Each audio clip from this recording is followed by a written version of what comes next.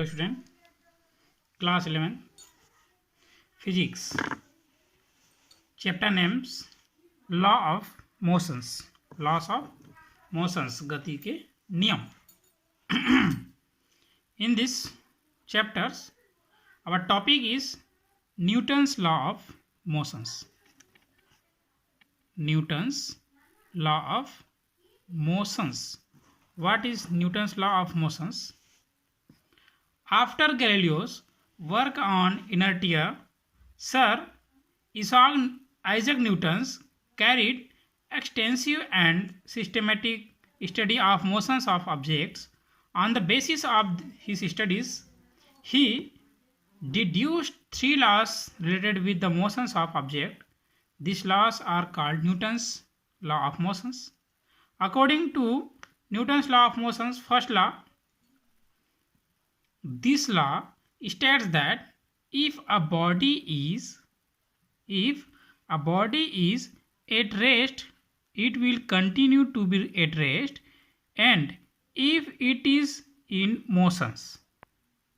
Repeating again, this law states that if a body is at rest, it will continue to be at rest, and if it is on motions, it will continue to be move in a straight line with uniform velocity unless an external force is applied on it. कोई objects क्या है, motions पे है और rest पे है. यदि कोई objects, suppose we have a object as a pencil अभी क्या है, रेस्ट पोजिशंस पे है, तो ये रेस्ट पोजिशंस पे तब तक रहेगा जब तक इस पर से बाय एक्सटर्नल फोर्स इस पर न लगाया जाए. और a pencil is moves on uniformly motions. Uniform motions क्या, कंटिन्यूस मूवमेंट कर रही है, तो ये अपने मूवमेंट्स पे या उस मोशंस पे तब तक वो अपने चेंजेस नहीं करेगा जब तक इस पर कोई बाय एक्सटर्नल फोर्स न लगाया जाए. It is called first law of Newton's law of motions. First law. And second law, it states that the rate of change of linear momentum of body is directly proportional to the force. It states that the rate of change of linear momentum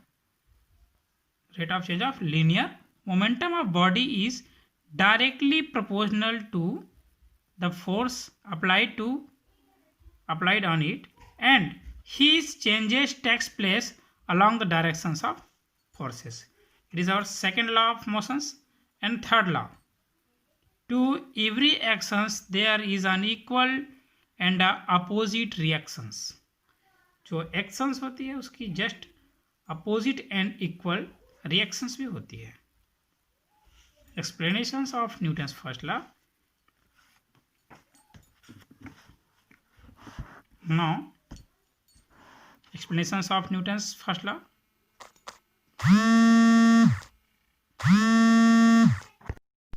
Explanations of Newton's first law. According to this first law, a body at rest continue to be at rest, and a body is the state of motions will continue its uniform motions along a straight line unless an external force is applied on it. It is a first law, Newton's first law. So according to this law, clear this law consists of two parts. ये जो law है उसमें two parts included है. First part is related with the inertia of rest. If no external force acts on body when a body continues to be the state of rest, this part is very clear. For example, the box lying on a table, chair in a room remaining at their places unless they are distributed by an external force. First part related with the inertia of rest. पिछले classes में हमने inertias हमने study किए थे. And second part is related with the inertia of motions. If no external force is applied on a body, then the body is uniform motions continue to move uniformly.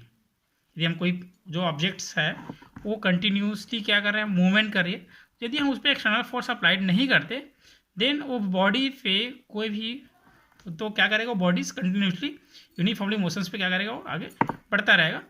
This part is slightly difficult to realize because in everyday life when a ball is rolled on the ground, then after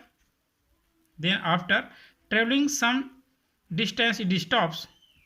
This is because of the force of frictions. This is force of frictions, घर्षण से कारण है, which opposes the motions of the ball in an ideal conditions if the grounds of surface is perfectly smooth. जो surface है grounds की वो perfectly क्या smooth है. And force of frictions between the ball and surface is zero.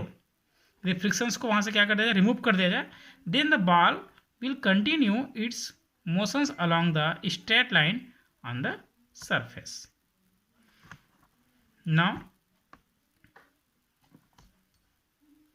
our next topic is momentum. This is the quantity of motions contained in a body. It is the quantity of motions contained in a body. Then a force is required to increase or decrease the quantity of motions contained in a moving body. Then quantity of motions contained in a moving body depends upon the following quantities. First is mass. If two bodies of unequal masses are moving with same velocity, then larger force is required to stop the heavier body. Okay, mass पर depends करता है. And second quantity is velocity. If two bodies of equal masses are moving with the different velocities, then larger force is required to stop the body moving with heavier velocities. This condition, the momentum depends upon the velocity of body. And first जो mass था उस पर क्या है, in these conditions the momentum depends on the mass of the body. mass पे भी depends करते हैं, velocity of the bodies पर depends करती है. Then we can say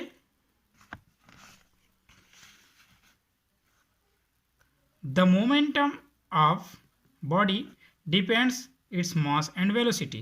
जो momentum है वो mass and velocity पे depends करता है. Then the product of mass and velocity of body is called momentum of body. Momentums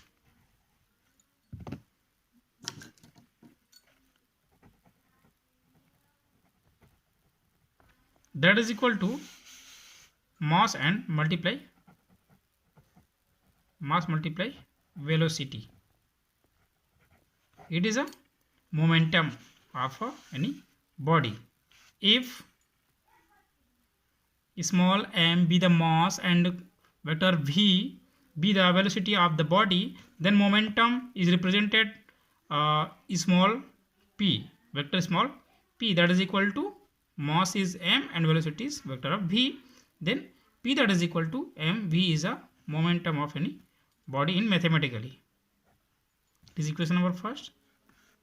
The magnitude of momentum of the body is expressed as p that is equal to mv, or unit p that is equal to mv, or unit of momentum that is equal to unit of mass and unit of velocity.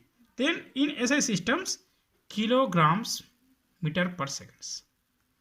Kilograms meter per second is a unit of momentum. And dimensional formula of momentum is mlt minus 1.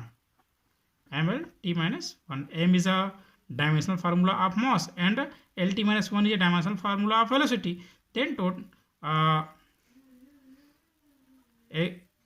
at least we can say the dimensional formula of momentum, that is equal to mlt minus 1. Important facts of momentum. If the two bodies are moving with the same velocities is same, then the momentum of heavier body will be more than that the lighter bodies. Two bodies है जो क्या कर रहा है, moving कर रहा है with the same velocity, then momentum of heavier body will be more than, जो जिसकी जो बॉडी जो हाई है या हैवियर बॉडी है उसकी मोमेंटम ज़्यादा होगी लाइटर बॉडी से. Let m1 and m2 be the masses of two bodies where m1 is greater than m2. m1 is a heavier body and m2 is a m1 is a mass of heavier body and m2 is a mass of lighter body. Then moving with the same velocity is same, then the momentum of heavier body is p1, that is equal to m1 v, and the momentum of lighter body is denoted by p2, that is equal to m2 v. Dividing equation number 1 by equation number 2, then p1 upon p2 is left side and right side is m1 v upon m2 v, then v2 v clear out and we have only p1 upon p2, that is equal to m1 upon m2. In these equations we can say m1 is greater than m2, you know that, because m1 is a mass of heavy bodies and m2 is a mass of lighter body. Then in these conditions m1 is greater than m2, then p1 is greater than p2. Thus if a car and a scooter are moving with the same velocity, then the momentum of car will be greater than that of the scooters. It is first fact, important facts of momentum. And second fact, if the bodies have a equal momentum,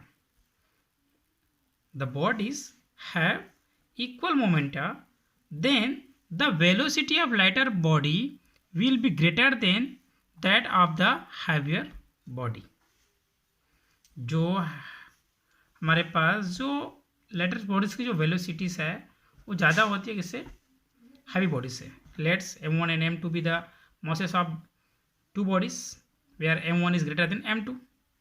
Let their respectively velocity be v1 and v2, then momentum of the heavier body is p1 equal to m1 v1 and momentum of the lighter body is p2, that is equal to m2 v2. If the bodies have equal momentum, then equation number 1 and 2 according to fact p1 that is equal to p2, then left side is equal, then right side is also equals, then m1 v1 that is equal to m2 v2, or we can write m1 upon m2 and v2 upon v1. Then or maybe right in these terms is m1 upon m2 and v2 upon v1. We know that m1 is greater than m2 because m1 is a mass of heavier body and m2 is a mass of lighter body. Then in these conditions v2 is greater than v1.